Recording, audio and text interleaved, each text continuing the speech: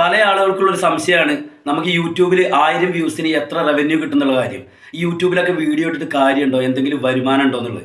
നമ്മളിടുന്ന വീഡിയോയിൽ വരുന്ന പരസ്യങ്ങളുടെ അടിസ്ഥാനത്തിലാണ് നമുക്ക് യൂട്യൂബ് റവന്യൂ തരുന്നത്. അത് തന്നെ ഷോർട്സിലും ലോങ് വീഡിയോസിലും വേറെ വേറെ റവന്യൂ ആണ്. എന്തായാലും എനിക്കൊരു ഷോർട്സിൽ കിട്ടിയ റവന്യൂ ഞാൻ ഈ വീഡിയോയിൽ നിങ്ങൾക്ക് കാണിച്ചു തരാം. ഫെബ്രുവരി 18 പബ്ലിഷ് ചെയ്ത 6 ലക്ഷം വ്യൂസ് വന്ന എൻ്റെ ഒരു ഷോർട്ട് വീഡിയോ ആണിത്. ഇതിൽ നിങ്ങൾക്ക് കണ്ടാൽ മനസ്സിലാവും 6 ലക്ഷം പേര് ഈ ഷോർട്ട് വീഡിയോ കണ്ടിട്ടുണ്ട്. 2000 സബ്സ്ക്രൈബറെ കിട്ടിയിട്ടുണ്ട്.